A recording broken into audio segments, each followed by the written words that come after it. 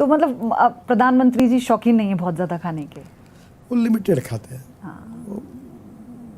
अच्छा, जैसे आप अभी बता रहे थे कि अमिताभ बच्चन के साथ भी आपकी काफ़ी बातचीत होती है, खाने को लेकर भी बातचीत होती है। कई और ऐसे स्टार्स हैं जिनके साथ। एक बार मैं अमिताभ जी के घर पर गया था, उन्हें समोसा, ढोकला, वड़ा इतना लाया था।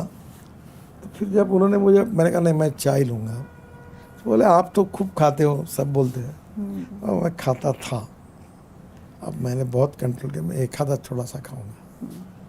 तो पहले तो मैं बहुत खाता था। वो जो रेस्टोरेंट में जाता था तो एक पिज़्ज़ा, एक पाव भाजी, एक पुलाव, ये पूरा खाता था और एक मिल्क शेक पीता तो था। फिर अभी बच्चों से आप मना करते हैं घर में कि नहीं ये सब नहीं खाना चाहिए? नहीं, अब आजकल हेल्थ कॉन्शियस बन गया। शायद उसी का अब ये घर में परिवार का दबाव अब था इसका हमारे मतलब नहीं, आप नहीं, घर में हम खूब मनाते हैं, खाते हैं। और कभी रेस्टोरेंट में जाते हैं बच्चों के साथ, मेरे नातिन के साथ। हम बड़ा सुखी परिवार है, खुशी से रहते हैं। और मैं ये अक्सर मानता हूँ कि life is too short, try to enjoy it. खुशी से रहो और लोगों को खुश करो। ये आपका वो पहलू है जो शायद लोगों ने अभी नहीं देखा, क्योंकि आपके लिए ये भी कहा जाता है कि आप बहुत स्ट्रिक्ट हैं। मैं इस पर आऊँगी आगे, लेकिन आपका जो ये पहलू इस वक्त हम देख रहे हैं, हमारे दर्शक हमारे माध्यम से आपका ये पहलू देखेंगे, तो उन्हें शायद ये भी नहीं पता होगा कि आप संगीत के भी बहुत शौकीन हैं। हाँ, और मुझे अलग अलग प्रकार का मराठी तो संगीत तो सुनता ही हूँ मैं। अभी आजकल जब राम मंदिर बना तो उसके ऊपर बहुत सुंदर सुंदर गीत हुए, वो भी सुनता हूँ। अभी वीर ज़रा के गीत है, जावेद अख्तर साहब के। वीर ज़रा जो जिसमें अपना शाहरुख खान और प्रीति जिंटा थी। तो मैं जब प्रीति जिंटा घर पर आई थी तो मैंने बोला बहुत सुंदर गाने। कौन सा गीत आपको पसंद है? वो सभी अच्छे हैं। वीर ज़रा का मेरे को बहुत पसंद है गीत। मदन मोहन जो थे, मदन मोहन, उन्होंने मरने के पहले वो ट्यून बना के रखी थी और उसे बहुत पसंद भी किया गया। आप गाते भी हैं? गाता हूँ पब्लिकली। पब्लिकली सिर्फ भाषण देते हैं? हाँ, भाषण। एक बार मैंने पब्लिकली गाया था तो मुझे मालूम ही नहीं, इंदौर में मैं अध्यक्ष बना था। रात को संगीत का कार्यक्रम था और मैंने ऐसी सब ने आग्रह किया, शिवराज ने कहा, मैंने भी गाया। वो पूरे देश में चला गया। शिवराज जी भी गाते हैं, उन्हें भी बहुत शौक है गाने का। उनकी भी ऐसे वीडियोस आते हैं, कभी भजन गाते हुए नजर आ जाते हैं किसी त्योहार पर। तो आपको ऐसा मौका मिलेगा कभी तो फिर आपको लगेगा कि चलो एक बार गा लेना चाहिए? आजकल नहीं गाता। हाँ, हम लोग दोस्त मित्रों में रहते तो अभी मेरे बचपन के स्कूल के सब मेरे मित्र 25-30 मित्र हैं, उनके परिवार मेरे घर पर आए थे, सब रहे, तो हमने 2 दिन एंजॉय किया, अच्छा हुआ। हम जब हम खाने की बात कर रहे थे तो एक और कल्चर खाने का डेवलप हुआ है।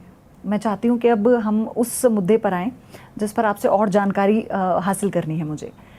ये जो कल्चर है ये है हाईवेज पर जो फूड स्टॉल्स हैं, ये जो अब नया स्ट्रीट फूड हब जो बनना शुरू हो गए हैं, ये पहले नहीं थे। तो पहले तो मेरा सवाल ये, आपने कभी अभी तक किसी ऐसे ढाबे पर खाया है जो हाईवे पर रहा हो, जिसका खाना आपको बहुत अच्छा लगा हो? मैं जब भारतीय जनता पार्टी का काम करता था तो वो खटिया रहती थी, उस पर वो लकड़ी की पार्टी रहती है और साथ सोता था। और तड़का दाल तो ढाबे का फेम, पीली दाल, लेकिन पीली दाल। हाँ। और उसके साथ वो कड़क रोटी, फिर नींबू डालता था प्याज लेके और उसमें खाता था बहुत दिनों से। अभी तो हम लोग रोड साइड एमिनिटीज 670 बना रहे हैं। वहाँ electric charging station, gas station, petrol pump, और उसमें सब डोसा बनेगा, सब रहेगा। इसी पर मैं आगे आऊँगी सर, लेकिन इस दौरान जब हम हाईवे पर ये फूड कल्चर जो डेवलप हुआ है इसकी बात करते हैं, इसमें अभी आपको क्या लगता है? पहले हम देखते थे कि ग्रामीण क्षेत्रों के वो लोग, कुछ जगहों पर तो ऐसा था कि ढाबे के नाम पर सिर्फ एक चूल्हा होता था और लोग उसी को बनाते थे, उससे उनका रोजगार भी चलता था। लेकिन अब इसको हमने एक विस्तार लेते हुए देखा है। हमने एक काम किया है, राजस्थान होगा तो राजस्थान का फूड, गुजरात तो गुजरात का होगा। वहाँ का कल्चर, वहाँ का हैंडलूम, वहाँ का हैंडीक्राफ्ट, वहाँ के फ्रूट्स, सब्जियाँ। मैंने कोशिश की है कि कोई 60-60 एकड़ जगह है, सब स्टॉल होंगे।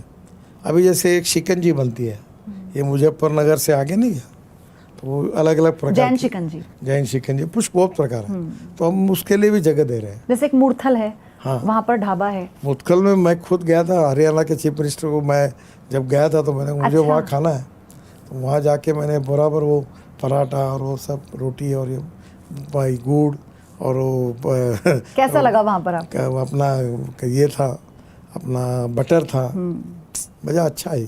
तो ये हम और कहाँ देखेंगे? क्योंकि जब हम हाईवेज की बात करते हैं तो ये बहुत जरूरी है। 670 का काम होगा तो आपको सब जगह मिलेगा, आप कहीं भी जाए आप सब खुशी। आनंद अभी से खा पाओगे। आपने हरियाणा के मुख्यमंत्री का जिक्र किया, तो अब मैं उसका जिक्र करना चाहती हूँ जिसकी चर्चा विदेशों में भी हो रही है, आपका द्वारका एक्सप्रेसवे। जिस तरह से उसे बनाया है आपने, क्या विजन था सर आपका, और ये कितना मुश्किल था? नहीं, ये हाईवे इतना है कि एक्चुअली है 29 किलोमीटर लेंथ, पर लेंथ वाइज लेन वाइज गिनोगे तो 565 किलोमीटर है। एग्जैक्टली। उसमें टनल है, अभी टनल ओपन होगी टनल 2-3 हो रही महीने है, में। हाँ। डायरेक्ट T2 और T3 पे चले जाएंगे, एयर स्ट्रिप के नीचे से, और एक टनल वसंत विहार से बाहर निकल जाएगी डायरेक्ट। यानी दिल्ली में जो आज हमारा धौला कुआं से जो गुड़गांव का रोड है, उसका 50% ट्रैफिक जाम कम हो जाएगा। क्या ऐसा भी और है कि वो आपको एक टनल? अच्छी बात बताता हूँ, हाँ। पानीपत से निकलकर एयरपोर्ट आने में 2 से ढाई घंटे लगते हैं, अब 25 मिनट में होगा। पानीपत से निकलने के बाद जहाँ रिंग रोड आता है वहाँ UR2 लगता है, वहाँ से द्वारका एक्सप्रेस हाईवे आएंगे और अंदर त्रिमूर्ति से आप एयरपोर्ट पहुँच जाएंगे। और वो हाईवे से, द्वारका एक्सप्रेस हाईवे से डायरेक्ट दिल्ली मुंबई हाईवे जुड़ जाएंगे, और वहाँ से डायरेक्ट जयपुर चले जाएंगे। लेकिन ये किस्सा सिर्फ इतने भर का है, या मैं वो भी जानना चाहती हूँ आपसे कि हरियाणा के मुख्यमंत्री ने, जब मनोहर लाल खट्टर जी ने आपको इस बारे में जानकारी दी, जो इसका जो फाइनेंशियल बजट था वो अलग था, और गुड़गांव में एक कार्यक्रम में था, वो किस्सा आप हमें बताइए। तो उन्होंने मुझे कहा, नितिन जी एक 28 किलोमीटर की लिंक है दिल्ली और हरियाणा के बीच की, और ये थोड़ा सा 28 किलोमीटर का काम ही आप ये करा दो। तो मैं बोला 28 है ना, ज़्यादा क्या 150-200 करोड़ का काम होगा, 250 करोड़ का। तो खूब आग्रह किया उन्होंने, वो बोला ठीक है कर, मैंने मंजूर कर दिया।